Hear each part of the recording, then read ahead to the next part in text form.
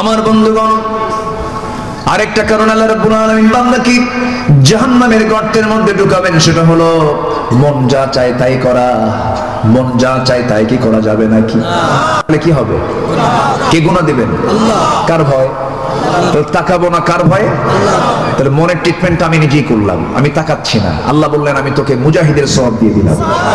যেরকম সুবহানাল্লাহ। তাহলে মন কিন্তু প্রথম চান্সে খারাপ কিছু চায়।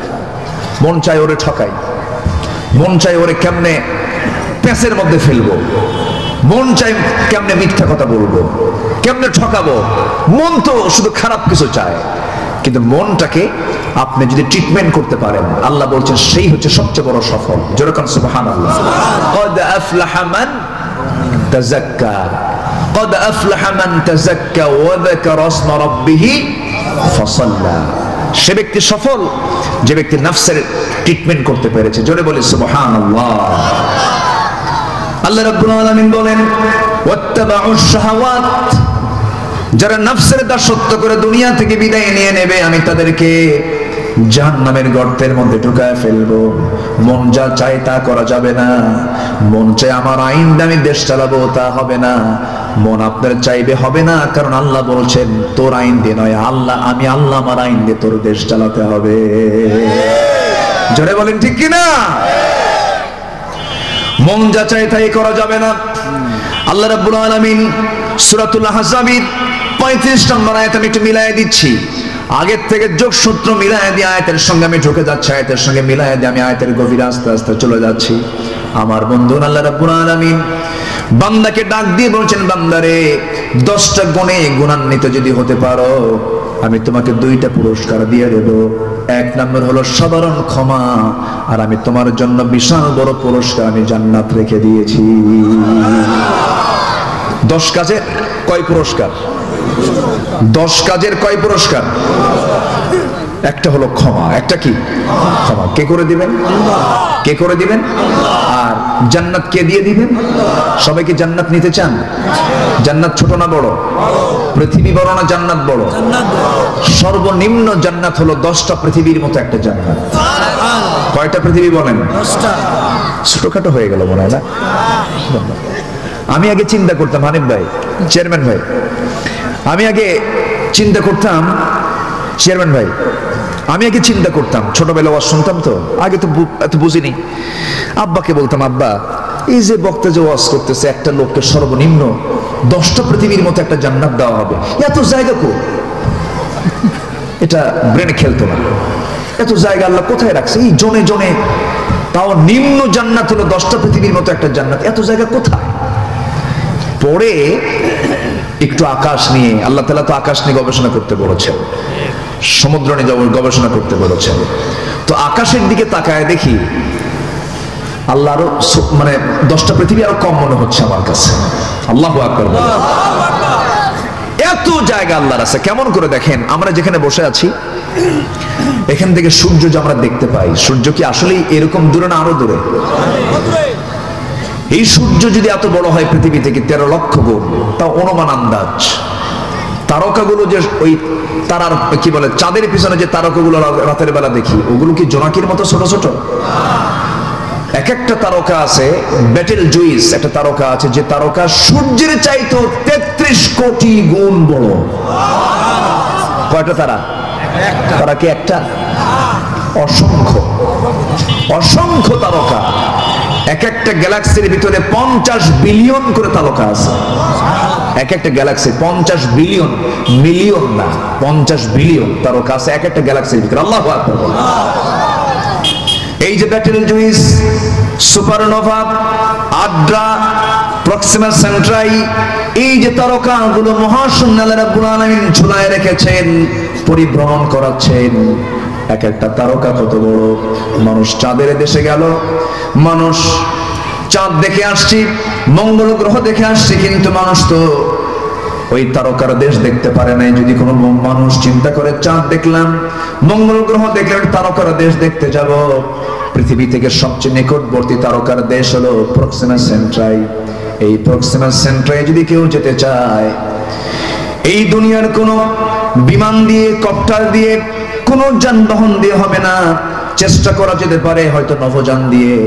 অ্যাপোলো 11 নামে একটা নভোযান আছে, সে অ্যাপোলো 11টা তার গতি হলো ঘন্টায় 39,000 কিলোমিটার। 39,000 কিলোমিটারের বেগে যদি রওনা দিয়ে দেয়, সেই অ্যাপোলো 11 রওনা দিল দুনিয়া থেকে পৃথিবীর সবচেয়ে নিকটবর্তী তারকার দেশে যেতে তার সময় লেগে যাবে 1,15,000 বছর মাত্র।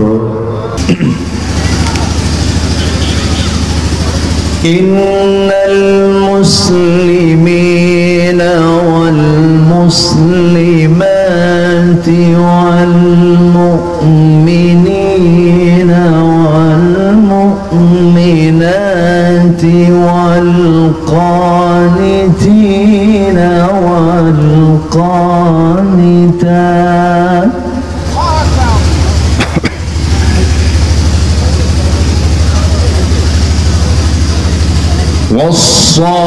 والصادقين والصادقات والصابرين والصابرات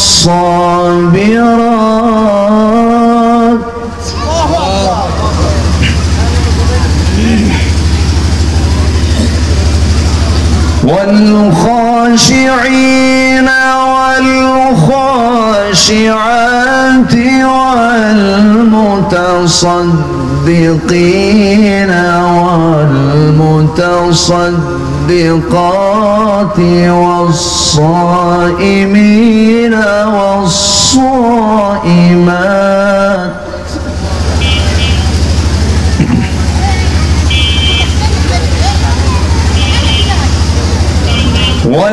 والحافظين فروجهم والحافظات والذاكرين الله كثيرا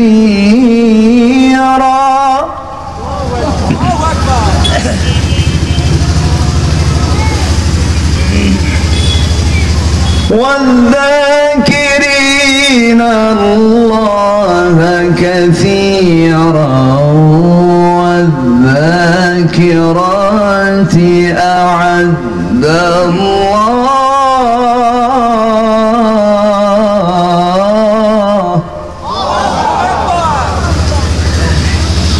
أعد الله إن آمنوا صلوا عليه وسلموا تسليما اللهم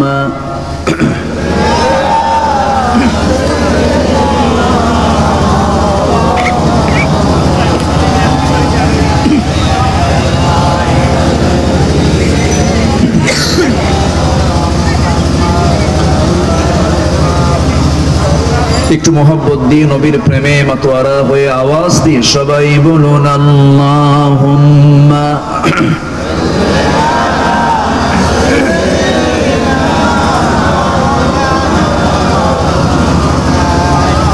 ওয়া আলা আলি।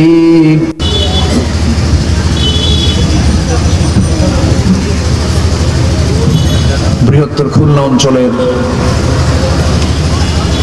যশোর জেলার সদর উপজেলার, এটি কি পৌরসভা? আচ্ছা, সদর উপজেলার গাজীপুর যুব সমাজ মাহফিল ইন্তেজামি কমিটি কর্তৃক আয়োজিত সান্ধ্যকালীন আজকের এই মহৎ আয়োজন বার্ষিক ওয়াজ মাহফিল 2024 মহৎ আয়োজনের সম্মানিত সুযোগ্য সভাপতি গাজীপুর মুন্সিপাড়া জায়ে মসজিদের সম্মানিত খতিব মাওলানা আবু হাসান, আজকের মাহফিলের বরেণ্য পরিচালক আবু হাসান, সম্মানিত বরেণ্য সভাপতি জনাব আলতাফ গাজী, আজকের প্রোগ্রামের বরেণ্য অতিথি রামনগর ইউনিয়ন পরিষদের সম্মানিত চেয়ারম্যান মহোদয় জনাব মাহমুদ হাসান লাইফ সাহেব, ওনার চেয়ার কোথায়? কেন? আজকের মাহফিলের বরেণ্য অতিথি মুহতারাম মুফতি জসিমউদ্দিন যশোরী, উপস্থিত হাজারাত উলামায়ে কেরাম, ফদলা ইজাম, সুশীল সমাজ, জাতির শ্রেষ্ঠ সন্তান শিক্ষক মণ্ডলী, জাতির বিবেক সাংবাদিক বৃন্দ, সামনে উপস্থিত দূরে কাছের বিভিন্ন স্থান থেকে ছুটে আসা কালিমার ঝান্ডাবাহী, তাওহীদের পতাকাবাহী, দ্বীন ইসলামের নরসারদুল বীর মুজাহিদ, প্রাণ প্রিয় সম্মানিত দ্বীনি ভাইরা, আড়ালে বসে আছেন শ্রদ্ধেয়া সম্মানিতা মা বোনেরা।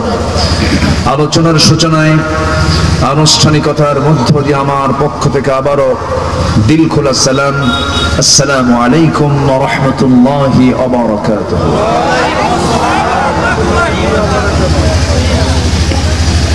সবাই কেমন আছেন? আমাকে প্রশ্ন করলেন, আল্লাহ তাআলা আমাকে আপনার মতোই রেখেছেন, বলি আলহামদুলিল্লাহ।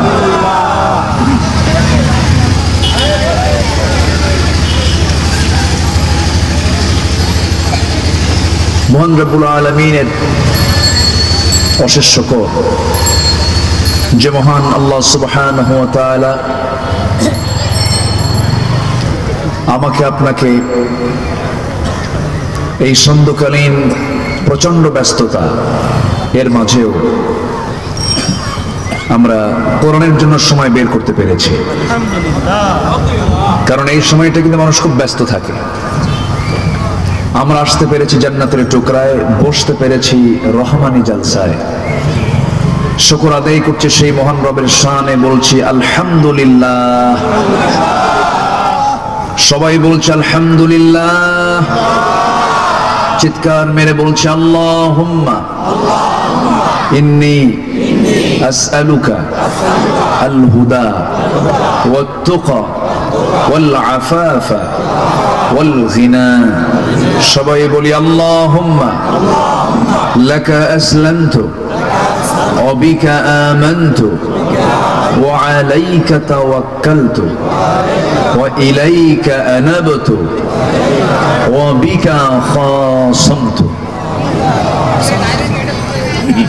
আমরা আল্লাহ তাআলার শুকর আদায় করে নিলাম। সম্মানিত হাজিরিন, আমার পিছনে আরেকটা আওয়াজ হচ্ছিল, মনে হচ্ছিল আমার চেয়ে বড় বক্তা ওই মেশিন, যাকে আমি থামায় দিয়েছি। এখন আমরা নিরিবিলি কিছু কথা শুনি, কিছু বলি। আমাকে সময় দিচ্ছেন তো নাকি? জোরে বলি ইনশাআল্লাহ। প্রথমেই মাহফিল কমিটির কাছে আমার একটা প্রস্তাবনা, সেটা হলো জোরে বলি সুবহানাল্লাহ।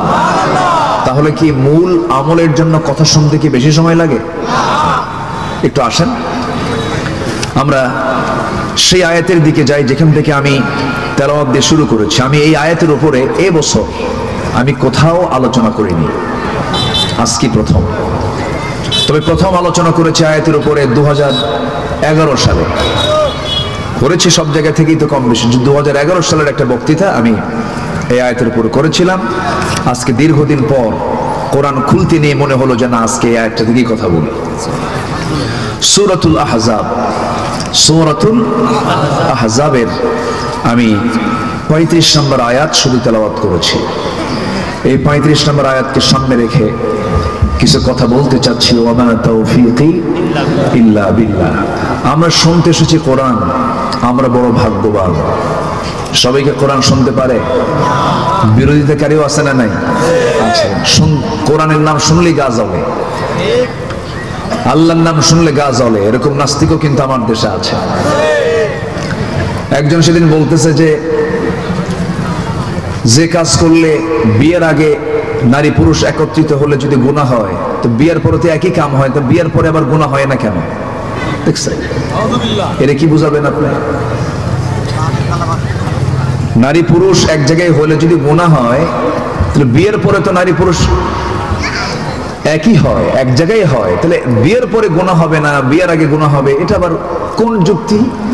দেখেন, এই জাতীয় কথা বলার মতো মানে লাগামহীন এবং বুদ্ধিহীনতার যে সমস্ত কথাগুলো আমরা শুনতে পাই, এটা কি মূলত কোরআন এবং হাদিসের সঙ্গে ধৃষ্টতা নয়? অবশ্যই ধৃষ্টতা। সেদিন একজন বলছে, চলে যাচ্ছেন, আমার জাহাঙ্গীর ভাই, প্রফেসর জাহাঙ্গীর ভাই, বলতাম যে আলহামদুলিল্লাহ, আল্লাহ কবুল করুন। জি। তো আরেকজন বলতেছে যে ওযু চলে যাওয়ার, ওযু ভঙ্গের কারণ কি? তো ওযু ভঙ্গের কারণ একটা হলো, যদি কেউ শৌচ কার্য করতে যায়, পেশাব পায়খানা যদি করে ফেলে, তখন তার ওযু ভঙ্গ হয়ে যায়, ওযু তাকে আবার নতুন করে করতে হয়। তো সে বলতেছে যে পেশাব করলেও পানি, এটাও পানি, এই পানি বের হলে আবার পানি দিয়ে আবার ওযু করতে হবে, এটা আবার কেমন কথা? তো এদের কি আর বোঝানোর কোনো ভাষা আছে? এদের জন্য দরকার হলো 1.5 হাত লাঠি। আসতে কয়, ঠিক কিনা? এদেরকে সারাদিন বোঝায় কোনো লাভ হবে না। একটা টাইপের কিছু লোক থেকেই যাবে। এটা যুগে যুগে ছিল, এখনো আছে, সামনেও থাকবে।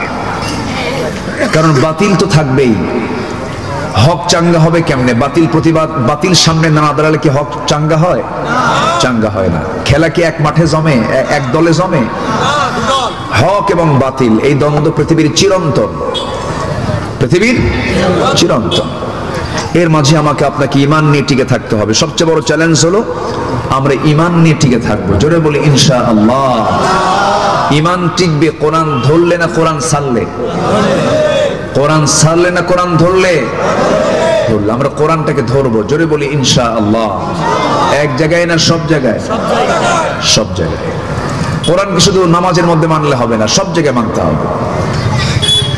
সম্মানিত ভাইয়েরা, বুকটা ফেটে যায় তখন যখন দেখি যে আমার ভাইটা কোরআন পড়তে পারে না, আমার বোনটা কোরআন পড়তে পারে না। আমি যদি এখানে প্রশ্ন করি, কোরআন সহি করে পড়তে পারেন কজন? সবার হাত কি উঠবে? আমি উঠতে বলবো না, তুলতে বলবো না। যদি বলি কোরআনটাকে বুঝে শুনে পড়তে পারেন কয়জন? হাত কি আরো বাড়বে না আরো কমবে? আরো কমবে। এগুলো কি আমাদের আশার দিক না হতাশার দিক? হতাশার দিক। অথচ শিক্ষার হার কিন্তু বেড়েছে। দেশে নিরক্ষরতার হার নাই বললেই চলে। নিরক্ষর মুক্ত জেলা, নিরক্ষর মুক্ত থানা আমরা ঘোষণা করছি, রীতিমতো বিভিন্ন জায়গায় বলছি আমরা। কিন্তু 53 বছর দেশের স্বাধীনতার বয়স। এই দেশ স্বাধীন হয়েছে 53 বছর।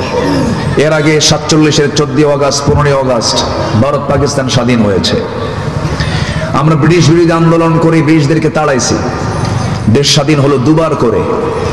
বাংলাদেশ স্বাধীন হলো 53 বছর। 18 কোটি মুসলমানের দেশ হচ্ছে বাংলাদেশ।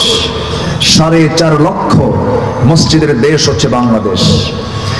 এরপরে যেই দেশে শুয়ে আছেন হাজার আউলিয়া, শহীদ শাহজালাল ইয়ামিনী, তারপরে খুলনার বাগেরহাটের কে? খানজাহান আলী, রাজশাহীর শাহ মাকদুম, বগুড়ার শাহ সুলতান বালখি, এরকম করে শাহ গোলাপ, শাহ পরান, এরপরে এরকম শাহ আমানত, এরকম করে হাজার আউলিয়ার আগমনে ধন্য যে বাংলাদেশ, সেই বাংলাদেশের মুসলমান নামাজ পড়ার জন্য যে ন্যূনতম যোগ্যতা কোরআনটাকে সহি করে পড়া, এই সহি করে পড়াই এই জাতির এখনো শেখা হলো না। আমি কি ভুল বললাম? ভুল বললাম? তাহলে শিক্ষার ডিপার্টমেন্ট যারা পরিচালনা করছেন, অবশ্যই তাদের মধ্যে ব্যর্থতা না মহাব্যর্থতা? মহাব্যর্থতা। জাতি নামাজ পড়তেই পারে না। আমি মালয়েশিয়া গিয়েছিলাম। মালয়েশিয়া সফর ছিল। কি সমস্যা? পোকা? আচ্ছা থাক। মালয়েশিয়া গিয়েছিলাম। সে দেশের প্রধানমন্ত্রী ডক্টর আনোয়ার ইব্রাহিম,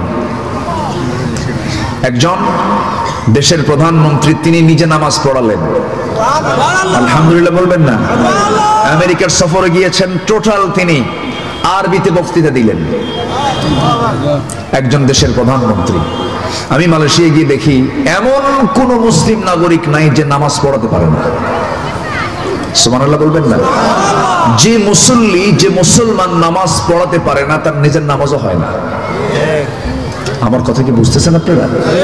যে মুসল্লি নামাজ পড়াতে পারে না তার নিজের নামাজটাও হয় না। হয়তো কথাটা খুব শক্ত করে বললাম, কিন্তু এটাই বাস্তব। তাহলে আমি জান্নাতে যে যাব, এর 1 নম্বর পুঁজি কি বলেন তো? একটু জোরে বলেন, কি বলেন তো? সেই নামাজ পড়ার জন্য যে শিক্ষাটা সবচেয়ে বেশি জরুরি, তা কি আছে? কোন বিসিএস ক্যাডার যিনি বিসিএস ভাইবা বোর্ডে অংশগ্রহণ করবেন, এই পর্যন্ত কোন ভাইবা বোর্ডে কোন এক্সামিনার, কোন পরীক্ষক কি ওই ভাইবা বোর্ডে কোন শিক্ষার্থীকে এমন জাতীয় প্রশ্ন করেছেন যে তুমি তো মুসলমান, তুমি নামাজ পড়ো, কোরআনে কারীমের যে কোনো একটা পৃষ্ঠা থেকে একটা তেলাওয়াত শোনাও, এমন প্রশ্ন মনে হয় হয়েছে বাবু নাকি? বরঞ্চ সেই প্রশ্ন না করে বলেছে কি জানেন, এবার অস্কার পুরস্কার পাইছে কে? আর বিশ্বের সবচেয়ে বড় উইকেট কিপার কে? বেশি উইকেট পেয়েছে কোন খেলোয়াড়? এটা হলো বিসিএস ভাইবা বোর্ডের প্রশ্ন। অথচ মুসলিম, অ্যাজ এ মুসলিম, কোরআন তেলাওয়াত করা, কোরআন থেকে কিছু প্রশ্ন আসার দরকার ছিল কি ছিল না?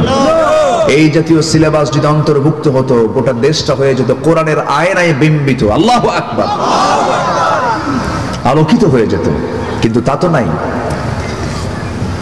আমার বন্ধুগণ, সামনের দোরগোড়ায় মাহে রমজান, রমজান সামনে যেহেতু সমাগত, এখানে কেউ বসে আছেন 50 চলে গেছে বয়স, 50টা বসন্ত পার করেছেন, 50টা রমজান পার করেছেন, কেউ 30 বছর পার করেছেন, কেউ 60 বছর পার করেছেন, কিন্তু আজ পর্যন্ত কোরআনটা পড়তে পারেন না।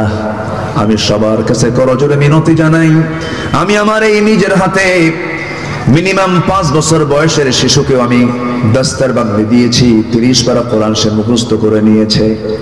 যদি 5 বছর, 6 বছর, 7 বছর, 10 বছরের ছোট্ট ছোট্ট বাচ্চা যদি সিনার মধ্যে কোরআনটাকে সুন্দর করে তুলতে পারে, কিয়ামতের দিন আল্লাহ যে আপনাকে জ্ঞান দিয়েছেন, বুদ্ধি দিয়েছেন, এই বিবেকটাকে, এই বুদ্ধিটাকে, এই জ্ঞানটাকে আপনি কাজে না লাগায়া, কোরআন না শিখে যদি আল্লাহর সামনে হাজির হন, নিরাপদ না বিপদ?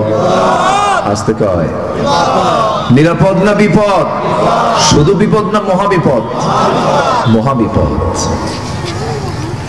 এই জন্য সবার কাছে আমার উদাত্ত আহ্বান একটা, প্রথমেই সামনে রমজানটা আমরা বরণ করে নেব কোরআন শেখা দিয়ে। কেউ তো ইনশাআল্লাহ বললেন না, একটু জোরে বলেন না। আমি দায়িত্ব দিয়ে যাচ্ছি বলে আপনারা মন খারাপ করতেছেন? কোরআন শুধু আলোচনা, শুধু শুনলে ভালো লাগবে এই নিয়তে শুনবো, না আমল করার নিয়তে শুনবো? আমল করার নিয়তে। হুজুরের সুরটা খুব ভালো, লাভ কি? হুজুর খুব সুন্দর ওয়াজ করলো, লাভ কি? আমি আমল করলাম না, তাহলে কি আমার এই ওয়াজ শুনে কোনো লাভ আছে? আমি আপনাকে একটা কাজ দিয়ে যাব। 1 নাম্বার, সেটা হলো কোরআন যারা শিখি নাই, সাধারণ মানে খুব মেধাবীও না, খুব বোকাও না, এমন জাতীয় মেধার অধিকারী একজন মানুষ যদি কোরআনটাকে শিখতে যায়, সে 7 দিনে কোরআনটা সহি করে পড়তে পারবে। কয়দিনে বলেন? 7 দিনে সম্ভব। কিন্তু কিছু কিছু বুড়ো চাচা আছে, বলে হুজুর মুখই আসে না, পারি না। কিন্তু চাচাকে যখন বলা হয়, চাচা কোরআন তো মুখে আসে না, ভালো কথা, যশোর পৌরসভার সামনে আপনার যে 4 কাঠা জায়গা আছে, এই 4 কাঠা জায়গার দাগ নাম্বার কত? 93। কি কথা কি বুঝতেছেন? দেখে কিন্তু বলা লাগলো, ফাইল খোলাও লাগলো না, টনটনা মুখে ঠোঁটে 93 নাম্বার।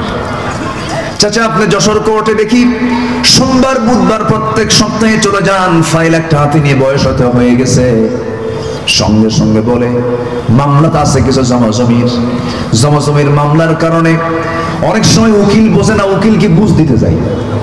তাহলে বুড়ো চাচা উকিলকে বুঝ দেয়, দাগ নাম্বার টনটনা মুখস্থ, কিন্তু যখন বলা হয় চাচা আপনি একটু কোরআনটা পড়েন, বাবা মুখে আসে না। আছে কি না? আসতে বলবেন না, আছে না নাই? তাহলে কি মুখে আসে না, না চেষ্টা নাই? চেষ্টা নাই। এই জন্য রমজান মাসকে আমরা কিসের মাস বলি বলেন তো? হ্যাঁ, ভালো করে বলবেন, রমজান মাসটাকে আমরা কিসের মাস বলি? না, কোরআনের ভাষায় বলতে হবে। কোরআন যা বলছে তাই আমি শুনবো, ঠিক আছে রহমত? কোরআনের মাসকে কোরআন কি বলেছে? রমজানের মাসকে কোরআন কি বলেছে বলেন? কোরআনের মাস। কিসের মাস বলেন? রমজান মাস কিসের মাস? কোরআনের মাস। কোরআন নাজিল হয়েছে এই মাসে। আপনি বলেন রমজান, তুমি বলো, তোমার পরিচয় দাও, রমজান মাস তুমি কি?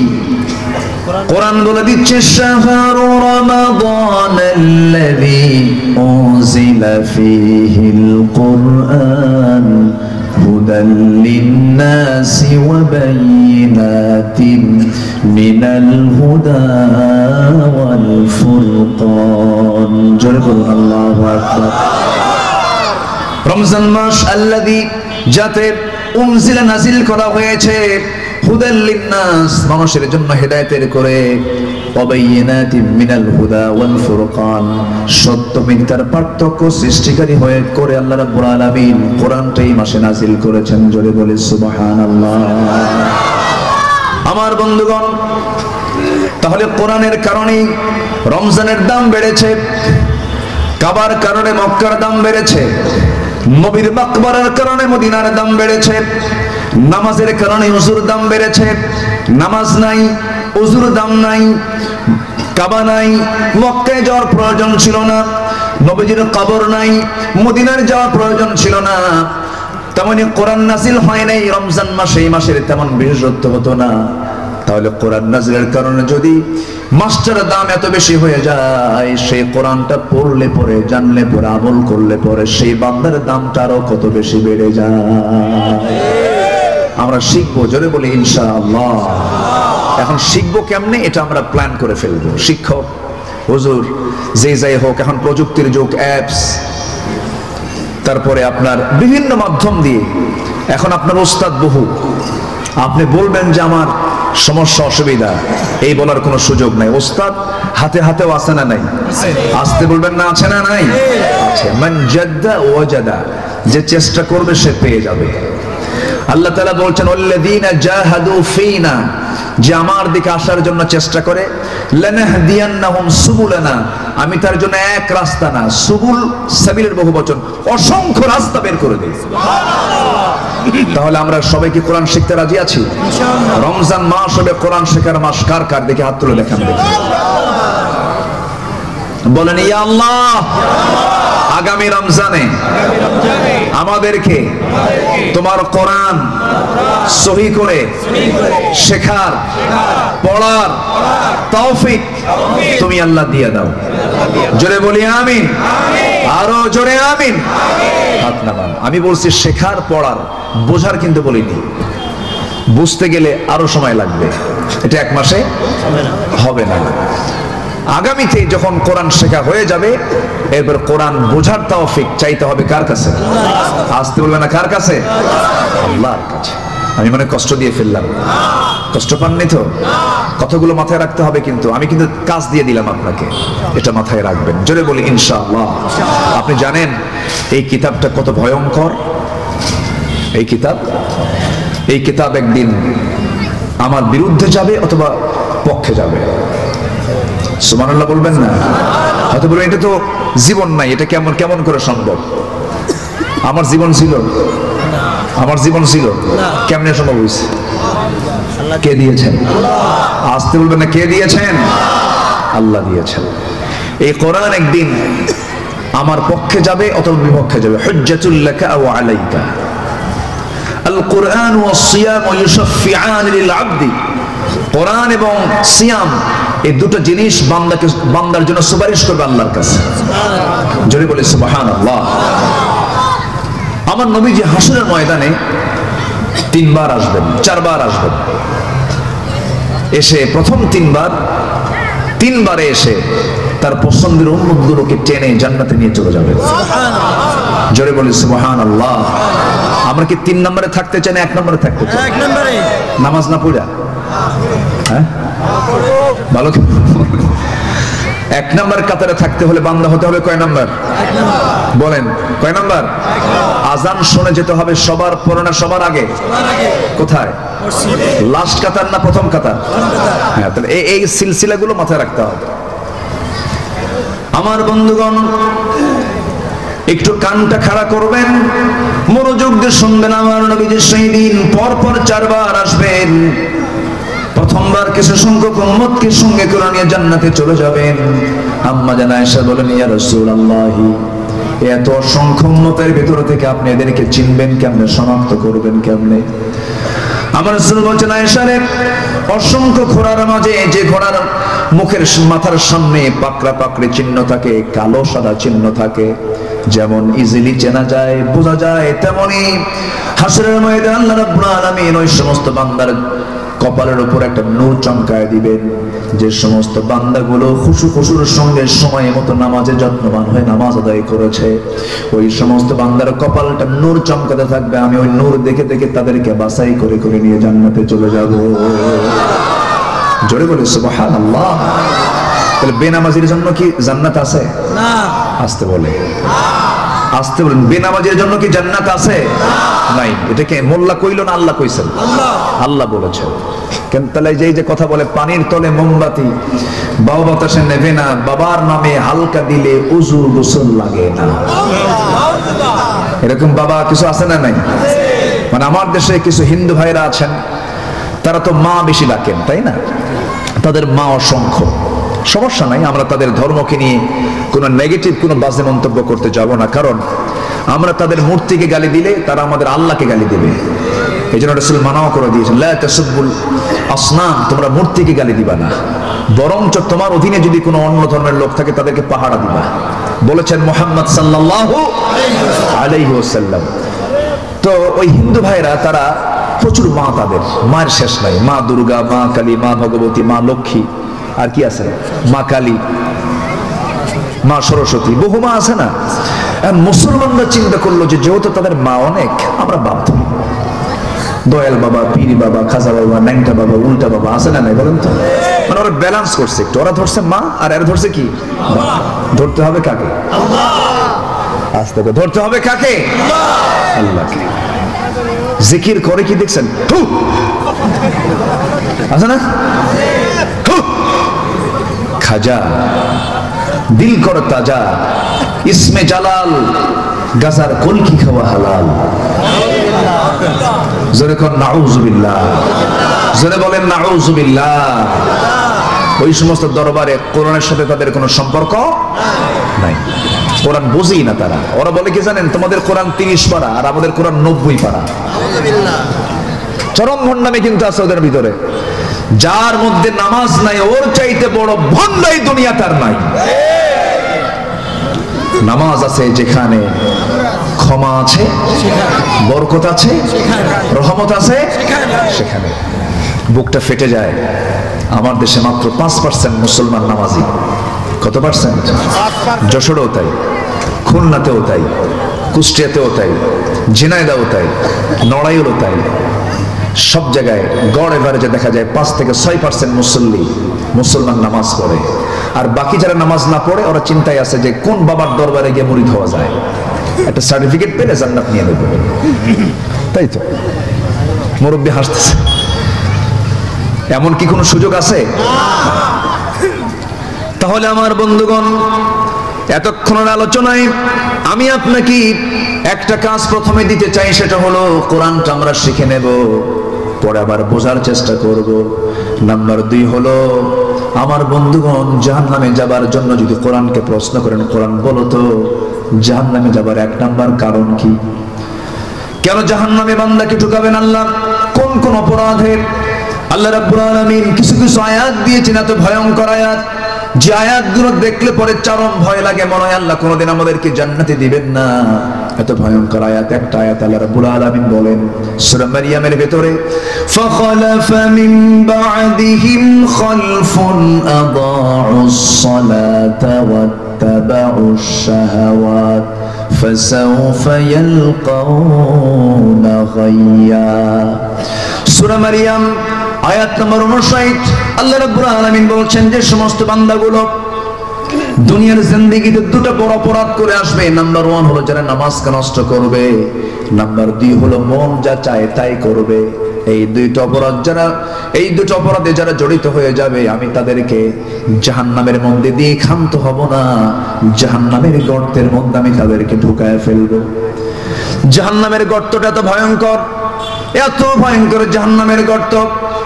তাফসীরে এসেছে জাহান্নামের গর্তগুলোকে জাহান্নাম পর্যন্ত ভয় পায়, এত ভয়ঙ্কর সেই জাহান্নামের গর্তগুলো। জাহান্নামটার এরিয়া কেমন বড় হবে, জাহান্নামটা কত বড় হবে।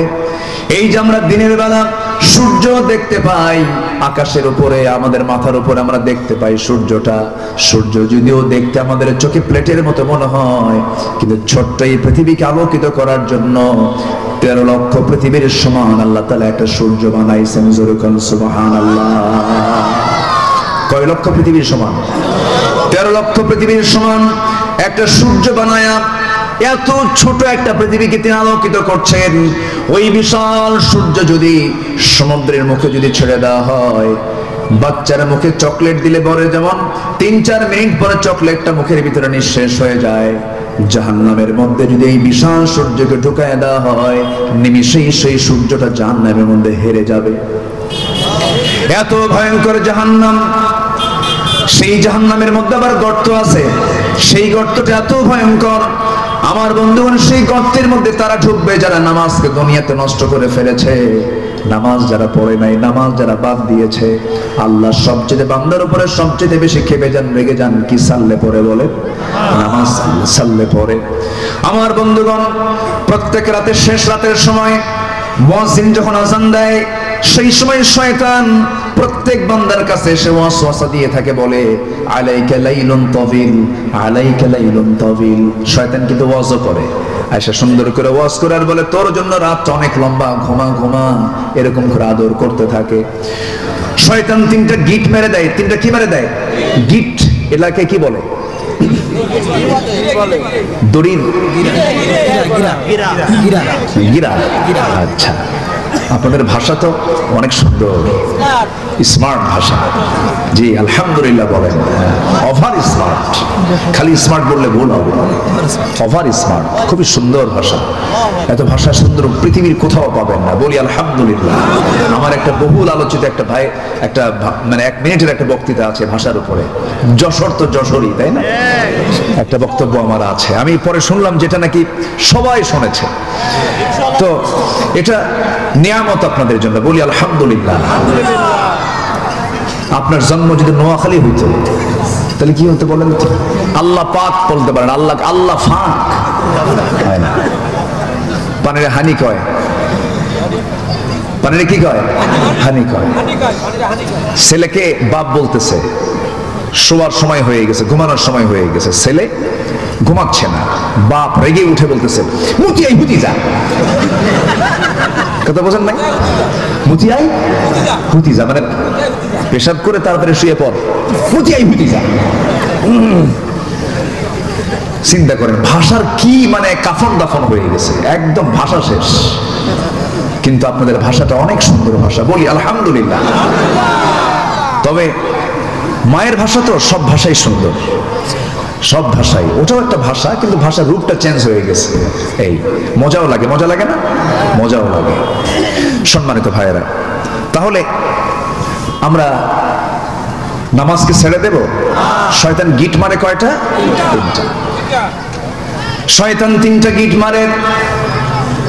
এর মধ্যে একটা গিট হলো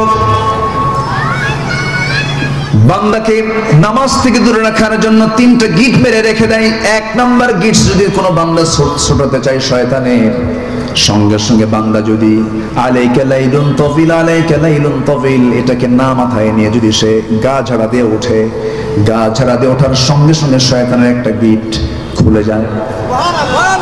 বান্দা যখন ওযু বানায় আরেকটা গিট ছুটে যায়। আবার যখন বান্দা ওযু বানায় যখন নামাজে দাঁড়ায় গেল, সঙ্গে সঙ্গে 3টা গিট ছুটে গেল। সারাদিন পর্যন্ত ওই শয়তান আর ওই বান্দার কাছে সহজে আরাম পায় না। জোরে বলে সুবহানাল্লাহ। তাহলে শয়তান তাড়ানোর মূল সময় কখন বলেন? বলেন কোন সময়? এই জাতি সবচেয়ে ঘুম পারে কোন সময় বেশি? বুরিকা লি উম্মতি ফি বুকুরিহা। আমার রাসূল বলেছেন আমার উম্মতের বরকতময় সময় হলো ফজর। বরকতময় সময় কি? আর এই জাতি ঘুমায় কোন সময় বেশি? ফজর। সারা রাত কি করে? আল্লাহ কি রাতকে দিয়েছেন কাজের জন্য না ঘুমানোর জন্য? সারা রাত এখন কি করে জানেন? সবচেয়ে বড় খুব পরিশ্রম করে এটা নিয়ে, এটার কাজ খুব বেশি, এত মেহনত। বউ চলে গেল আপত্তি নাই। অনেকদিন আগে একটা ছেলে মোবাইল হারায় ফেলছে, আমারে বলে হুজুর মোবাইল হারায় তুমি বিধবা হয়ে গেল। বুঝেন নাই?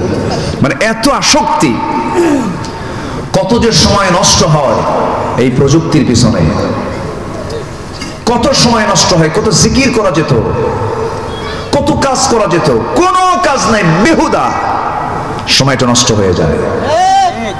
এই পৃথিবীকে আল্লাহ তাআলা সবচেয়ে দামি জিনিস দিয়েছেন, একটা সূরা নাজিল করেছেন, সেই সূরার নাম হলো সূরাতুল আসর, সময়ের সূরা। কিসের সূরা বলেন? সময়, দ্য টাইম।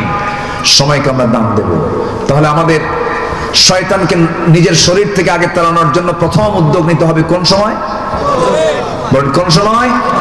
আজকে কি ফজর হবে সবার? আমি কিন্তু সাইজ করতেছি ধীরে ধীরে, রাগ করা যাবে না ভাই। রাগ করতেছেন আপনারা? আমার ওয়াজের ধরনটা একটু ভিন্ন। মানে কিছু ওয়াজ আছে এমন কান্দায়, বক্তা নিজেও কান্দে, শ্রোতাও কান্দে, কান্দে কুন্দে সারে যা। যখন বলা হয় বুঝলেন কি? বুঝলাম তো না, কানলাম ঠিকই, বুঝলাম না কিছু। তাহলে ওই কান্দে লাভ আছে বলেন? ওই কি বলে, একটা ছোট্ট মেয়ে 8 বছর বয়স, হাও মাও করে কান্দে। মা এসে বলতেছে মা তুমি কান্দো কেন? তাও কান্দে। তো সন্তানের কান্না দেখে মা কে থাকে, মাও কান্দে। তো মা বেটির কান্না দেখে সব আশেপাশের প্রতিবেশী এরাও এসে, এই বাপ দুই মা মেয়ের কান্না দেখে এরাও কান্দে। কান্দাকান্দি শেষে এসে এখন সবাই মিলে প্রশ্ন করছে, মা আমরা তো সবাই তোমার জন্য কান্দলাম, কিন্তু তুমি কান্দলা কেন? এটা তো বুঝলাম না আমরা। কান্নার কারণটা কি একটু বলো? বলছে কান্দলাম এই জন্য মা, আমার বয়স এখন 8 বছর। যখন আমার বয়স 18 বছর হবে তখন আমার বিয়ে হবে। বিয়ে হওয়ার পরে একটা বাচ্চা হবে, সেই বাচ্চাটা একটা ছেলে সন্তান হবে। ওর বয়স যখন 8 বছর হবে, ওই সময় যদি বাচ্চাটা মরে যায় আমি থাকবো কেমন? এই জন্য কান্দি। কি কথা কি বুঝতেছেন? তাহলে কান্নার কোনো কারণ হলো? কাঁদতেই যদি হয় আমরা কাঁদবো কার কাছে? ওই ফজরে উঠে কাঁদবো। আমার কান্না কেউ শুনবে না, শুনবেন শুধু কে? আমার অভাব কেউ দূর করবেন, অভাব দূর করবেন কে? আমার আল্লাহ। তাহলে আমরা সিদ্ধান্ত নিলাম, শয়তানের সারাদিনের প্রথম যে তার অপারেশন সেটা হলো গিট দিয়ে রাখে ঘুমন্ত অবস্থায়, ওই গিট ছুটাবো আমরা। দিন শুরু করব নামাজ দিয়ে, সেজদা দিয়া, আবার সুন্দর করে কোরআন তেলাওয়াত করব। যদি কোনো বান্দা ফজর নামাজটা জামাতে পড়ে, এশার নামাজটা যদি জামাত আদায় করতে পারে, গোটা রাত কিয়ামুল লাইল করলে যে সওয়াবটা হয়, আল্লাহ রাব্বুল আলামিন তার আমলনামায় সেই সওয়াব দিয়ে দেন। জোরে বলি সুবহানাল্লাহ, আরো জোরে বলি সুবহানাল্লাহ। আমার বন্ধুগণ, আরেকটা কারণ আল্লাহ রাব্বুল আলামিন বান্দাকে জাহান্নামের গর্তের মধ্যে ঢুকাবেন, সেটা হলো মন যা চায় তাই করা। মন যা চায় তাই কি করা যাবে নাকি? তাহলে কি হবে? কে গুনাহ দিবেন? আল্লাহ। কার ভয়? তো তাকাবো না কার ভয়? তাহলে মনের ট্রিটমেন্ট আমি নিজেই করলাম, আমি তাকাচ্ছি না। আল্লাহ বললেন আমি তোকে মুজাহিদের সওয়াব দিয়ে দিলাম। যেরকম সুবহানাল্লাহ। তাহলে মন কিন্তু প্রথম চান্সে খারাপ কিছু চায়। মন চায় ওরে ঠকাই, মন চায় ওরে কেমনে পেঁচের মধ্যে ফেলবো, মন চায় কেমনে মিথ্যা কথা বলবো, কেমনে ঠকাবো। মন তো শুধু খারাপ কিছু চায়। কিন্তু মনটাকে আপনি যদি ট্রিটমেন্ট করতে পারেন, আল্লাহ বলছেন সেই হচ্ছে সবচেয়ে বড় সফল। যেরকম সুবহানাল্লাহ। قد أفلح من تزكى قد أفلح من تزكى وذكر اسم ربه فصلى। সে ব্যক্তি সফল যে ব্যক্তি নফসের ট্রিটমেন্ট করতে পেরেছে। জোরে বলি সুবহানাল্লাহ। আল্লাহ রাব্বুল আলামিন বলেন ওয়াত্তাবাউশ শাহাওয়াত, যারা নফসের দাসত্ব করে দুনিয়া থেকে বিদায় নিয়ে নেবে, আমি তাদেরকে জাহান্নামের গর্তের মধ্যে ঢুকায় ফেলবো। মন যা চায় তা করা যাবে না। মন চায় আমার আইন দিয়ে আমি দেশ চালাবো, তা হবে না। মন আপনার চাইবে হবে না, কারণ আল্লাহ বলছেন তোর আইন দিয়ে নয়, আমি আল্লাহ আমার আইন দিয়ে তোর দেশ চালাতে হবে। জোরে বলেন ঠিক কিনা? মন যা চায় তাই করা যাবে না। আল্লাহ রাব্বুল আলামিন সূরাতুল আহজাবের 35 নম্বর আয়াত আমি একটু মিলায়ে দিচ্ছি, আগের থেকে যোগসূত্র মিলায়ে দিয়ে আয়াতের সঙ্গে আমি ঢুকে যাচ্ছি, আয়াতের সঙ্গে মিলায়ে দিয়ে আমি আয়াতের গভীরে আস্তে আস্তে চলে যাচ্ছি। আমার বন্ধু আল্লাহ রাব্বুল আলামিন বান্দাকে ডাক দিয়ে বলছেন, বান্দারে 10টা গুণে গুণান্বিত যদি হতে পারো আমি তোমাকে 2টা পুরস্কার দিয়ে দেব। 1 নম্বর হলো সাধারণ ক্ষমা, আর আমি তোমার জন্য বিশাল বড় পুরস্কার আমি জান্নাত রেখে দিয়েছি। 10 কাজের কয় পুরস্কার? 10 কাজের কয় পুরস্কার? একটা হলো ক্ষমা। একটা কি? ক্ষমা। কে করে দিবেন? কে করে দিবেন? আর জান্নাত কে দিয়ে দিবেন? সবাই কি জান্নাত নিতে চান? জান্নাত ছোট না বড়? পৃথিবী বড় না জান্নাত বড়? সর্বনিম্ন জান্নাত হলো 10টা পৃথিবীর মতো একটা জান্নাত। কয়টা পৃথিবী বলেন? 10টা। ছোটখাটো হয়ে গেল মনে হয় না? আমি আগে চিন্তা করতাম, হানিফ ভাই, চেয়ারম্যান ভাই, আমি আগে চিন্তা করতাম, চেয়ারম্যান ভাই, আমি আগে চিন্তা করতাম, ছোটবেলা ওয়াজ শুনতাম তো, আগে তো এত বুঝিনি। আব্বাকে বলতাম, আব্বা এই যে বক্তা যে ওয়াজ করতেছে একটা লোককে সর্বনিম্ন 10টা পৃথিবীর মতো একটা জান্নাত দেওয়া হবে, এত জায়গা কো? এটা ব্রেনে খেলতো না। এত জায়গা আল্লাহ কোথায় রাখছে? এই জনে জনে, তাও নিম্ন জান্নাত হলো 10টা পৃথিবীর মতো একটা জান্নাত, এত জায়গা কোথায়? পরে একটু আকাশ নিয়ে, আল্লাহ তাআলা তো আকাশ নিয়ে গবেষণা করতে বলেছেন, সমুদ্র নিয়ে গবেষণা করতে বলেছেন, তো আকাশের দিকে তাকায় দেখি আল্লাহ আরো মানে 10টা পৃথিবী আরো কম মনে হচ্ছে আমার কাছে। আল্লাহু আকবার। এত জায়গা আল্লাহর আছে। কেমন করে দেখেন, আমরা যেখানে বসে আছি এখান থেকে সূর্য যে আমরা দেখতে পাই, সূর্য কি আসলেই এরকম দূরে না আরো দূরে? এই সূর্য যদি এত বড় হয় পৃথিবী থেকে 13 লক্ষ গুণ, তা অনুমান আন্দাজ তারকাগুলো যে ওই তারার কি বলে চাঁদের পিছনে যে তারকাগুলো রাতের বেলা দেখি, ওগুলো কি জোনাকির মতো ছোট ছোট? এক একটা তারকা আছে, বেটেল জুইস একটা তারকা আছে, যে তারকা সূর্যের চাইতেও 33 কোটি গুণ বড়। কয়টা তারা? তারা কি একটা? অসংখ্য অসংখ্য তারকা। এক একটা গ্যালাক্সির ভিতরে 50 বিলিয়ন করে তারকা আছে। এক একটা গ্যালাক্সি 50 বিলিয়ন, মিলিয়ন না, 50 বিলিয়ন তারকা আছে এক একটা গ্যালাক্সির ভিতরে। আল্লাহু আকবার। এই যে battle juice, supernova, Adra, Proxima সেন্ট্রাই, এই যে তারকাগুলো মহাশূন্যে আল্লাহ রাব্বুল আলামিন ঝুলায় রেখেছেন, পরিভ্রমণ করাচ্ছেন। এক একটা তারকা কত বড়।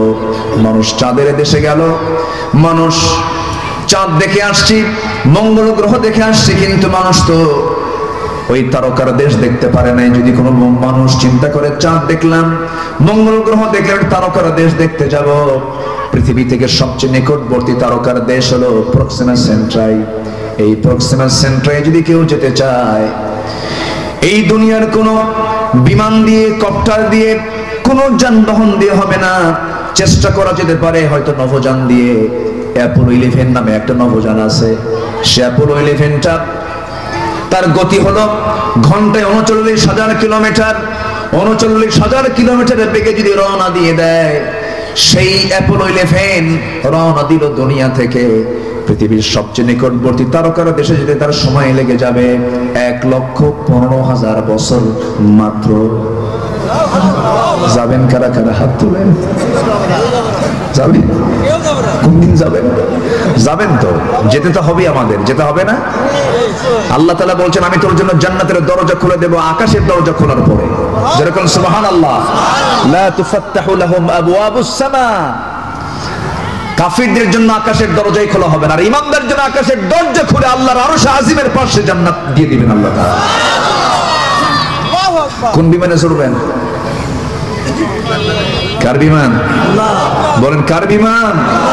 সেই বিমানের গতি হবে মনের গতি। কিসের গতি বলেন? মনের গতির চেয়ে বড় গতি কিছু আছে? মনের গতি। মনের গতিতে চলে যাবেন। আল্লাহু আকবার। তাহলে এখন বলেন তো, জায়গা আছে? আসতে কয় জায়গা আছে কিনা বলেন? এটা এক দুনিয়া, এক মহাশূন্যের কথা বললাম। আকাশ কি একটা না 7টা? 7টা আকাশ, 7 সামাওয়াত, 7টা আকাশ। এক একটা আকাশ, এটাই সবচেয়ে ছোট, উপরে আরো বড়। আল্লাহ তাআলা আরশ আজিম হলো 7 আকাশের উপরে। সুবহানাল্লাহ বলবেন না? জোরে বলি সুবহানাল্লাহ। কিন্তু আল্লাহ বলেন কি জানেন? আল্লাহ বলেন, বান্দা তোর সবাই দূরে, আমি তোর কাছে। জোরে বলি সুবহানাল্লাহ। আমার সবচেয়ে কাছে কে? আল্লাহ। ওয়া নাহনু আকরাবু ইলাইহি মিন হাবলিল ওয়ারিদ, সবচেয়ে কাছে। কিন্তু আমার আল্লাহ তাআলা আরশ আজিমের সমাসীন আছেন, সর্ব জায়গায় বিরাজমান, ওয়াহদাতুল ওয়ুজুদ। আমি এই সমস্ত বিষয় নিয়ে তর্ক বিতর্কে যাই না কখনো। আমি মাসলা মাসাইল নিয়ে আমি কখনো এরকম আউটডোরে কোনো কথা বলে ট্রল হোক, গন্ডগোল লাগো, কালে মালেম ক্যাসাল লাগো, এগুলো আমি চাই না। তবে ওয়াহদাতুল ওয়ুজুদ, আল্লাহ সব জায়গায় বিরাজমান, এ ব্যাপারে অধিকাংশ আলেম ওলামা একমত নন। কারণ আল্লাহ তাআলা স্পষ্ট জানিয়ে দিচ্ছেন, আমি আল্লাহ কোথায়? আর-রাহমানু আলাল আরশি ইস্তাওয়া। আমার আল্লাহ তাআলা আরশ আজিমের সমাসীন আছেন। জোরে কোন সুবহানাল্লাহ। টয়লেট নাই, টয়লেট? আল্লাহ টয়লেটে থাকে?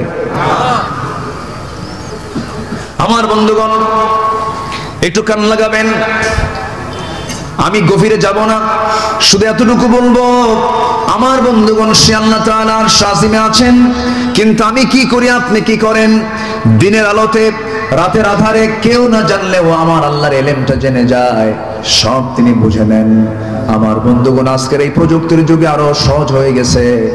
আপনার মোবাইলে টাকার দরকার, আপনি একটা নক দিলেন, চাপ দিলেন, সব হিস্ট্রি আপনার মধ্যে চলে আসলো। আজকের এই প্রযুক্তির যুগে অনেক কিছুই সম্ভব। আমার আল্লাহর ফেরেশতা আছে না নাই? আসতে বলবেন না, আছে না নাই? সব তারা অটো রেকর্ড করছে। আগে হুজুররা ওয়াজ করতো, যখন যে আমলনামা ডান হাতে দেওয়া হবে, বাম হাতে দেওয়া হবে, নাস্তিকরা বলতো হুজুররা কি কয়, এতগুলো খাতা নিয়ে চলবে কেমনে? এখন উত্তর দিবি না? এখন উত্তর দে। এখন তার আমল নামার তো আর খাতা লাগে না, এখন কি লাগে? সব মেমোরি। সব কি মেমোরি? 50 কেন, 50টা ঘরের মধ্যে যে কাগজপাতি আছে, যে হিসাব আছে, একটা মেমোরির মধ্যে তার চেয়ে বেশি থেকে যায়। এখন তার কেউ প্রশ্ন করেন, আল্লাহ তাআলা ঝুলায় দিবেন, আমলনামা ঝুলায় দিবেন প্রত্যেক বান্দার কাঁধে, বুকে, অথবা ডান হাতে, বাম হাতে ঝুলায় দিয়ে বলবেন, ইকরা কিতাবাকা কাফা বিনাফসিকাল ইয়াওমা আলাইকা হাসিবা। পাঠ করো তোমার আমলনামা, ল্যাপটপ অন কর, তোর পার্সোনাল ল্যাপটপ অন কর, দেখ জন্ম থেকে মৃত্যু পর্যন্ত তুই কোন ওয়াকাম কুকাম গুলো করছিস, দেখ। সম্ভব কিনা? জনজনে আল্লাহ তাআলা দিতে পারবেন কিনা? মানুষের সামান্য ব্রেন দিয়ে যদি করা যায়, আল্লাহ কি করতে পারেন না? ইউরোপ আমেরিকার দিকে যান, ইউরোপ আমেরিকায় ক্রাইম নাই কেন? ওরা কি মানুষ ভালো ভাবতেছেন? যে আমেরিকা ইরাকের 7.5 লক্ষ মানুষকে মেরে শেষ করে দিল, দ্বিতীয় বিশ্বযুদ্ধ কারা ঘটাইছে? প্রথম বিশ্বযুদ্ধ কারা ঘটাইছে? আজকে রাশিয়া ইউক্রেন যুদ্ধ লাগাচ্ছে কারা? এই সমস্ত সন্ত্রাসী কর্মকাণ্ডের সাথে মুসলমানদের কোনো সম্পর্ক নাই। তারা কি ভালো? কে বলছে ভালো? কে বলেছে ভালো?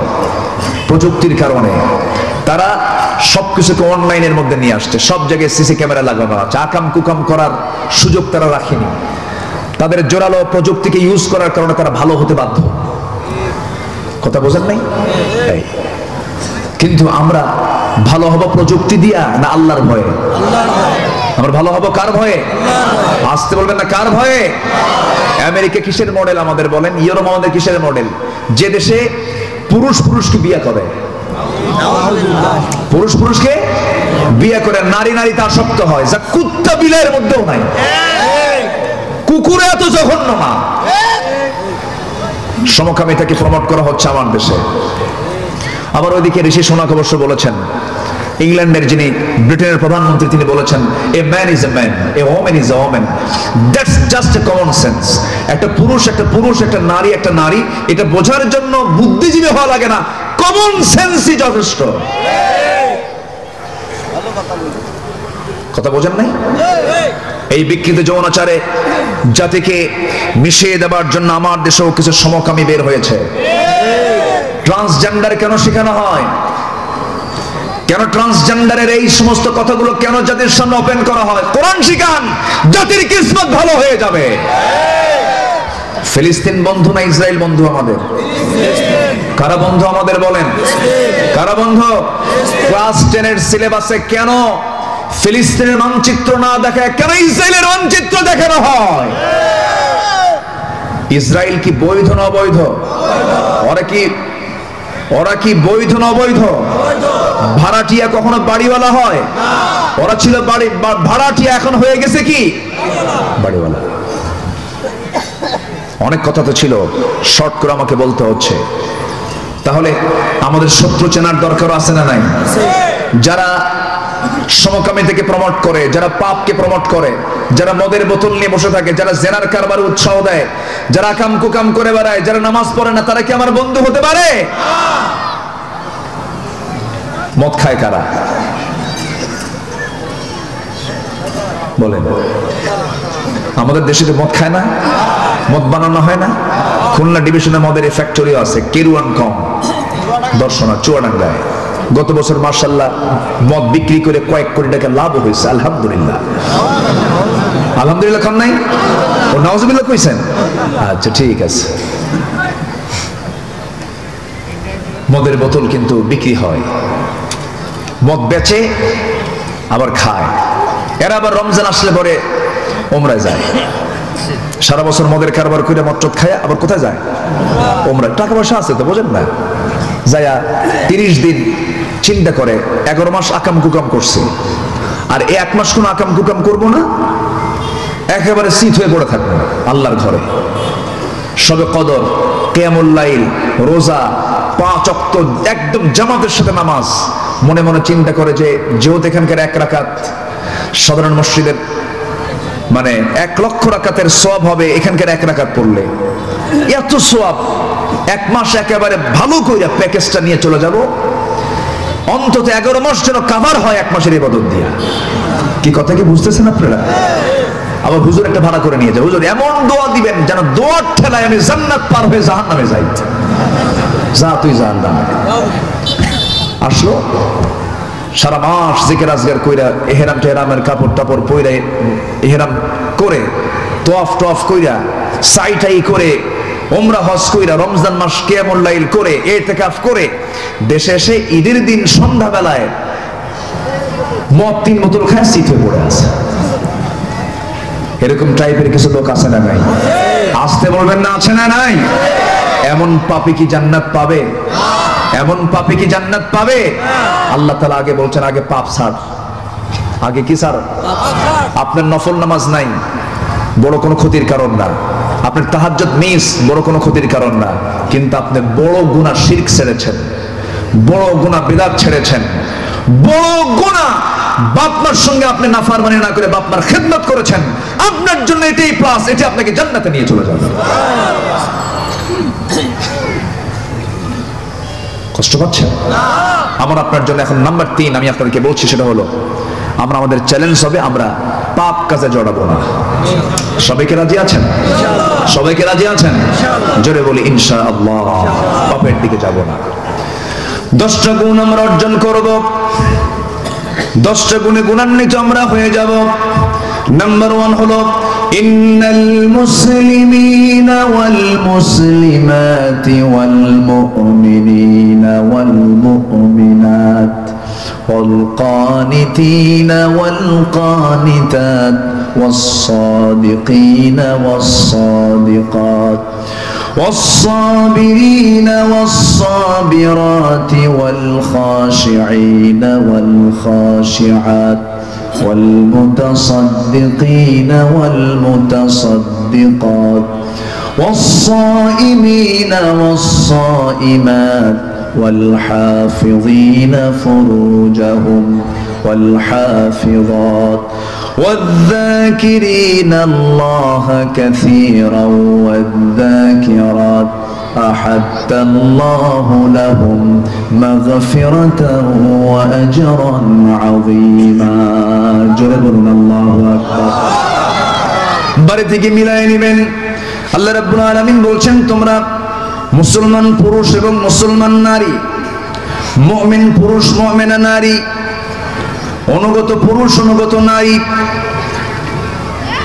দানবীর দানশীল পুরুষ দানশীল না দানশীলা নারী ধৈর্যশীল পুরুষ ধৈর্যশীলা নারী এরপর আল খাশিঈন ওয়াল খাশিআত আবার বলছেন বিনয়ী পুরুষ বিনয়ী নারী, ওয়াল মুতাসাদ্দিকিনা ওয়াল মুতাসাদ্দিকাত, দানশীল পুরুষ দানশীল নারী, ওয়াস-সাইমিনা ওয়াস-সাইমাত, রোজা রাখা পুরুষ রোজা রাখা নারী, ওয়াল হাফিযিনা ফুরুজাহুম, লজ্জাস্থানের হেফাজতকারী পুরুষ এবং লজ্জাস্থানের হেফাজতকারী নারী, ওয়ায-যাকিরিনা আল্লাহ কাসীরা, আল্লাহ জিকির করনে ওয়ালা পুরুষ এবং জিকির করনে ওয়ালি নারী। এই 10টা গুণে গুণান্বিত যে বান্দা হবে, আল্লাহ বলছেন তাদের জন্য আমি আল্লাহ সাধারণ ক্ষমা ঘোষণা করে দিলাম এবং তাদের জন্য আমি আল্লাহ জান্নাত রেডি রেখে দিয়েছি। জোরে বলি সুবহানাল্লাহ। এখন প্রশ্ন হলো, হুজুর যতগুলো বলেন সব তো আমাদের মধ্যে আছে।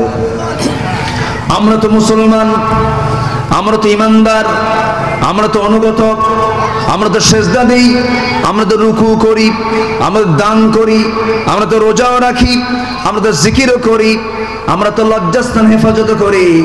সব বললাম, সব ঠিক আছে, কিন্তু আমার বন্ধুগণ আসলে কি আমরা ঠিক আছি নাকি? আমরা কি ঠিক আছি? ঠিক না। ঈমান কারা এনেছেন দেখেন। একজন সাহাবী ঈমান আনলেন, ফলাফল কি হলো? যিনি ঈমান এনেছেন তার বাপ মারা গেছে আগে, এতিম, চাচার কাছে মানুষ হয়েছে। চাচার কানে সংবাদ গেছে ভাতিজা ইসলাম কবুল করছে, দিন মেনে নিয়েছে, মুসলমান হয়েছে, ঈমান এনেছে। বলা হলো, ভাতিজা শুনলাম তুমি নাকি ইসলাম কবুল করেছো, তোমার আব্বা কত আগে মারা গেল, আমি তোমাকে নিজে লালন পালন করলাম, নিজের সম্পত্তি দিলাম, তুমি এত বড় অপরাধ করে ফেললে। ভাতিজা বলতেছে, চাচা আপনার দৃষ্টিতে এটা অপরাধ হতে পারে, কিন্তু আমি জান্নাতের রাস্তা খুঁজে পেয়েছি। জোরে বলে সুবহানাল্লাহ। সবচাইতে ওই পথিকটা বড় বিপদের পথিক, ওই পথিকটা সবচেয়ে বড় বিপদের পথিক, যে জান্নাতের রাস্তা হারায় ফেলবে। কিসের রাস্তা হারায় ফেলবে? তাহলে আমাদের সবার আগে সব রাস্তা হেরে যায় আমরা, কিন্তু বলা যাবে না কিসের রাস্তা? জান্নাতের রাস্তা। সে বড় পুরো কপাল যে জান্নাতের রাস্তাটা হারায় ফেলেছে। এই সাহাবী করলেন কি? চ্যালেঞ্জের সম্মুখীন হয়ে গেলেন। বলা হলো, তুই ইসলাম ছেড়ে দিবি, নচেত এই বাড়ি ছাড়বি। সঙ্গে সঙ্গে তিনি বললেন, বাড়ি ছেড়ে দেব, ইসলাম ছাড়বো না। চাচা প্রচন্ড ক্ষেপে গিয়ে থাপ্পড় মেরে জমিনে ফেলে দিয়েছে। সঙ্গে সঙ্গে বলল, তোর থেকে আমি জোর করে সম্পত্তি সব নিয়ে নেব। জবাবে এই ভাতিজা ইমানদার সাহাবী বলে ফেলতেছেন, চাচা জোর করবেন কেন? জোর করার দরকার নাই। আপনি যে আমাকে সম্পত্তির লোভ দেখাচ্ছেন, এগুলো আমার নেওয়ার প্রয়োজন নাই। আমি আপনাকে বিনা শর্তে সবকিছু আপনাকে আমি দিয়ে দিলাম, আপনি নিয়ে নেন, আমি ঈমান ছাড়তে পারবো না। চাচা খেপে গিয়ে রেগে গিয়ে জামার কলারটা টান মেরে ধরে ছিঁড়ে ফেলেছে জামা। এবার বলতেছে, তোর পায়জামাটাও খুলে ফেল, লুঙ্গিটাও খুলে ফেলেছে, উলঙ্গ করে ঘর থেকে বের করে দিয়েছে। আমার বন্ধুগণ, এই সাহাবী মার দরজার সামনে গিয়ে বলে, মা দরজা খুলে আমার দিকে তাকাবা না, আমি উলঙ্গ। আমার চাচা আমার শরীর থেকে লুঙ্গি পর্যন্ত খুলে নিয়েছে, আমাকে কোনো মতো সতর ঢাকার জন্য একটা চাদর দিয়ে দাও মা। একটা চাদর দিয়ে দেওয়া হলো। সেই চাদরটা পরে মাকে লক্ষ্য করে বলছে, মা আমি চললাম নবীর দরবারে, এই দুনিয়ার কোন দরবার আমার পছন্দ নয়, ঈমান এনেছি, ঈমানের উপর আমি টিকে থাকতে চাই মা, আমি চললাম মদিনার পানে। ওই সাহাবীর বাড়ি ছিল মক্কা এবং মদিনার ঠিক মাঝখান বরাবর। ওই সাহাবী শীতের রাতে রওনা দিয়েছেন, প্রচন্ড শীতকাল। আরবের দেশগুলোতে বছরে 2 মাস 1.5 মাস শীত থাকে, প্রচন্ড শীত থাকে। ঠান্ডার ভিতরে কোন মতো সতরের কাপড়টা পেয়ে রওনা দিয়েছেন। নবীর বাড়ির কাছে গিয়ে পৌঁছেছেন, দরজার কাছে গিয়ে পৌঁছেছেন। দরজায় কড়া নাড়লেন, নবীজি দরজা খুললেন। খুলেই দেখেন সুন্দর যুবক একটা, কিন্তু গায়ে কোনো কাপড় চোপড় নাই, কোনো মতো সতর ঢাকানো। নবীজি কোনো কিছুই জিজ্ঞাসা করলেন না, ভিতরে চলে গেলেন। সুন্দর 2টা জুব্বা, আমার নবীজির ব্যবহৃত 2টা জুব্বা হাতে করে নিয়ে এসে বলছেন, ও বস্ত্রহীন যুবক, এই যে আমার জুব্বা দিলাম, জুব্বাটা তুমি গায়ে লাগাও। এরপর রাসূল বললেন, ও যুবক আমি তোমাকে চিনি নাই, তুমি কে? আমি আব্দুল উজ্জা। কেন আব্দুল উজ্জা? কোনোদিন হতে পারে না, তুমি হলে আব্দুল্লাহ। হুজুর আমি ইসলাম কবুল করে নিয়েছি। হুজুর ইসলাম কবুল করার কারণে আমার বাড়ি থেকে আমার চাচারা সমস্ত সম্পত্তিগুলো সিজ করে আমাকে বাড়ি থেকে বের করে দিয়েছে। আমি বাড়ি থেকে বের হয়ে চলে এসেছি চিরতরে, সমস্ত সম্পত্তি দিয়ে এসেছি, কিন্তু আমি আমার ঈমানের দৌলতটা আমি হাতে সংরক্ষণ রেখেছি। নবীজি বুকের সঙ্গে জড়াইয়া ধরলেন, জড়িয়ে ধরে বলছেন, ও আমার প্রিয় সাহাবী আব্দুল্লাহ, তোর চাওয়া কি বল। এবার রাসূল বলছেন, তোমার কি চাওয়া বলো। সাহাবী বলছেন, হুজুর আপনি আমার জন্য দোয়া করুন, আপনার মন যা চায় আপনি বলেন। আমার নবীজি আকাশের দিকে তাকায় বলছেন, আরশের মালিক, আমার এই প্রিয় সাহাবী আব্দুল্লাহর জান মাল তুমি কাফের বেঈমানদের জন্য হারাম করে দাও। এই কথা বলার সঙ্গে সঙ্গে সাহাবী হাউমাউ করে কেঁদে কেঁদে বলে, হুজুর আমার গোটা জীবনের সাধনা হলো আমি শহীদি মওত, আমি কামনা করি আমি শহীদ হয়ে আল্লাহর জান্নাতে চলে যাব, কিন্তু আপনি আমার জন্য এমন দোয়াটা করলেন কেন? এমন দোয়া তো আমি আশা করি নাই, প্রত্যাশা করি নাই। রাসূল বলছেন, ওয়াইম্মা তাআলা ফিরাশিহি, ও আমার সাহাবী, তোর মরণ যদি বিছানাও যদি হয়ে থাকে, সাহাবী চিন্তা করিস না, আল্লাহ তোকে জান্নাত দিয়ে দেবে, আল্লাহ তোকে শহীদের দরজা দিয়ে দেবে। সঙ্গে সঙ্গে সঙ্গে সঙ্গে সাহাবী আমার নবীজিকে জড়িয়ে ধরলেন, বললেন, ও সাহাবী আব্দুল্লাহ, যাও কোরআন তেলাওয়াত করো, আহলে সুফার সদস্যদের ভিতরে চলে যাও। আহলে সুফার সদস্যদের মধ্যে চলে গেলেন। সব সাহাবী তারা তেলাওয়াতে বিরক্ত হয়ে নবীর কাছে রিপোর্ট করেন, হুজুর নতুন একজন ব্যক্তি এসেছে, সাহাবী এসেছে, এত জোরে চিৎকার করে করে কোরআন তেলাওয়াত করে আমাদের ডিস্টার্ব হয়। রাসূল বলছেন, ও সাহাবীরা, আমার আব্দুল্লাহ তেলাওয়াত করতে তোমরা বাধা দিও না, কারণ আব্দুল্লাহ চিৎকার মেরে এই জন্যই কোরআন তেলাওয়াত করে, কারণ আব্দুল্লাহর দিন গ্রহণ করতে গিয়া দুনিয়াটা তার ছাড়তে হয়েছে। আমার আব্দুল্লাহর তেলাওয়াতে বাধা দিও না। আমার নবীজি সাহাবীকে খুব ভালোবাসতেন। একদিন আমার নবীজি সাহাবায়ে কেরামকে নিয়ে যুদ্ধের ময়দানে চলে গেলেন। আব্দুল্লাহ যুদ্ধে অংশগ্রহণ করেছেন। যুদ্ধ শেষ হওয়ার পরে নবীজি মদিনার দিকে ফিরে আসতেছেন। ফিরে আসার মাঝে এমন সময় আমার নবীর কানে সংবাদ গেল, হুজুর আপনার ওই প্রিয় সাহাবী আব্দুল্লাহ শাহাদাত বরণ, ওই আব্দুল্লাহ দুনিয়া থেকে বিদায় হয় না, প্রচন্ড অসুস্থ। আমার নবীজি বলছেন, ভালো করে তার সেবা করো, ভালো করে তার শুশ্রূষা করো। 3 দিন পরে নবীর কাছে সংবাদ যাওয়া হলো, হুজুর আব্দুল্লাহ যুদ্ধে অংশগ্রহণ করেছে কিন্তু শাহাদাত বরণ করে নাই, রক্তপাত হয় নাই, কিন্তু বাঁচাতে পারলাম না। আব্দুল্লাহ কিন্তু আজকে সকালবেলা দুনিয়া থেকে বিদায় নিয়েছেন। নবীজির চোখে অশ্রুপূর্ণ হয়ে গেল। নবীজি কাঁদতে কাঁদতে বলছেন, সাহাবীরা রে, আমার এমন প্রিয় সাহাবীর মৃত্যুর কথা তোমরা আমাকে জানালে, ওই সাহাবীর জানাজার দায়িত্ব আমি কাউকে দেব না, আমি রাসূল নিজেই তার জানাজার দায়িত্ব গ্রহণ করে নিলাম। জোরে বলি সুবহানাল্লাহ, আরো জোরে বলি সুবহানাল্লাহ। আমার ভাইয়েরা, আমার নবীজি বললেন, গোসল করায়া দাও। গোসল করানো হলো, জানাজা শুরু হয়ে গেল। রাসূল জানাজা পড়ায়া দিলেন। জানাজা শেষ করার পরে বলতেন, সাহাবীরা, আমার প্রিয় সাহাবী, আমার কলিজার টুকরা সাহাবী আব্দুল্লাহ কবরটা তোমরা কোথায় খনন করেছো? কই জায়গায়? ওই যে 2 পাহাড়ের চিপায় আমরা কবরটা খনন করেছি। রাসূল বললেন, সাহাবীরা আমাকে নিয়ে যাও, আজকে আব্দুল্লাহর কবরে আব্দুল্লাহকে রাখার দায়িত্ব আমি কাউকে দেব না, এই সাহাবীর লাশটা আমি নিজে বহন করে আমার আব্দুল্লাহকে আমি কবরে শোয়া দেব। আমার নবীজি কবরের সামনে চলে গেলেন, কবরে মাটিতে নামলেন, হাতটা গায়ে দিলেন। এমন সময় লাশটা যখন হাতে দেওয়া হলো, রাসূল বলছেন, আমরা আবু বকর ডানে নামো, ওমর বামে নামো। কি কত বড় ভাগ্যবান সাহাবী সেই সাহাবী কবরবাসী, যার কবরে নেমেছেন আমার নবীর মতো মানুষ, আবু বকর ওমরের মতো মানুষ। যেরকম সুবহানাল্লাহ। আমার নবীজি এবার বলছেন, লাশটা দিয়ে দাও হাতে।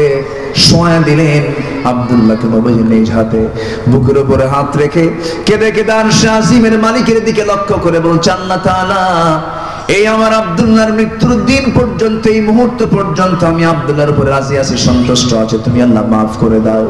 এই দোয়াটা যখন করলেন, পাশে একজন সাহাবী, খুব সচেতন সাহাবী, আল্লাহওয়ালা সাহাবী, সাদ ইবনে আবি ওয়াক্কাস রাদিয়াল্লাহু তাআলা আনহু চিৎকার মেরে মেরে পাগলের মতো বলছেন, আরে ওরে সাদ, তোর মতো হতভাগা বান্দা এই দুনিয়াতে নাই। এই সাদ বিন আবি ওয়াক্কাস আজকে জীবন্ত সাহাবী না, জীবন্ত সাদ না হয়ে যদি মরা সাদ হতো, এই কবরবাসী যদি হয়ে যেত, এই সাদের জীবনটা বড় ভাগ্যবান হয়ে যেত। যেরকম সুবহানাল্লাহ। আমার ভাইরা, আমার বন্ধুগণ, ঈমান টেনেছি, ঈমানটার যত্ন আমরা নেব, জোরে বলি ইনশাআল্লাহ। ঈমানের যত্ন আছে না নাই বলেন? যত্ন আছে। বাগান সাজাবেন, মেহনত করতে হয়। জঙ্গল বানাবেন, কোনো মেহনত লাগে না। ঈমান এনেছি, ঈমানের যত্ন নিতে হবে। খারাপ হবেন, খারাপের জন্য কোনো যত্নের প্রয়োজন হয় না। ঈমান যখন এনেছি, প্রথম আহ্বান আমরা নামাজ পড়বো। কি পড়বো বলেন? নামাজ পড়বো। নামাজের জন্য কি শিখতে হবে বলেন? কোরআন শিখতে হবে। কোরআন শিখবো, জোরে বলে ইনশাআল্লাহ। নামাজটা শুরু করব কোন নামাজ দিয়ে বলেন? কার গিট ছুটাবো? কার গিট ছুটাবো? শয়তানের গিট ছুটাবো। এরপর ঈমানের যত্ন নেব আমরা। ঈমানের মধ্যে শিরিক ঢুকাবো না, ঈমানের মধ্যে বেদাত ঢুকাবো না, ঈমানের মধ্যে সুদ ঢুকাবো না, ঈমানের মধ্যে মদ ঢুকাবো না, ঈমানের মধ্যে বেনামাজি লোককে ঢুকাবো না, ঈমানের মধ্যে আমার সেই নেতাকে ঢুকাবো না যে নেতা নামাজ পড়ে না। ঠিক কিনা? যুবকরা বিশেষ করে, তোমাকে যারা মদের বোতল তুলে দেবে, অস্ত্র হাতে তুলে দেবে, তোমাকে জেনা করার জন্য উৎসাহ দেবে, যুবক তোমার চরিত্র নষ্ট করার জন্য তোমার হাতে ইয়াবা দেবে, ট্যাবলেট দেবে, ওই সমস্ত নেতৃত্বের মুখে তোমার জুতা মারতে হবে। যুবকরা রাজি আছো? কারা কারা হাত উঁচু করে দেখাও।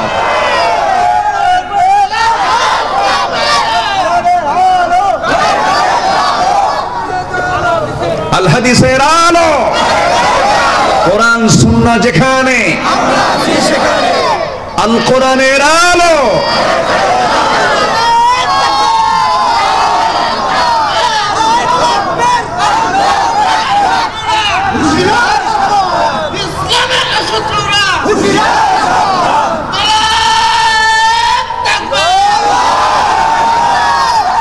আল্লাহ কবুল করুন, জোরে বলে আমিন। আজান তো বহু আগে হয়ে গেছে মনে হয়। আজান মনে হয় হয়েছে না? আজান হচ্ছে মনে হয়। সম্মানিত ভাইয়েরা, সম্মানিত বন্ধুগণ, আমরা নামাজ পড়ি না ইনশাআল্লাহ? নামাজ পড়ি তো? এশার নামাজ পড়বেন কারা? একটু হাত তুলে দেখেন তো দেখি।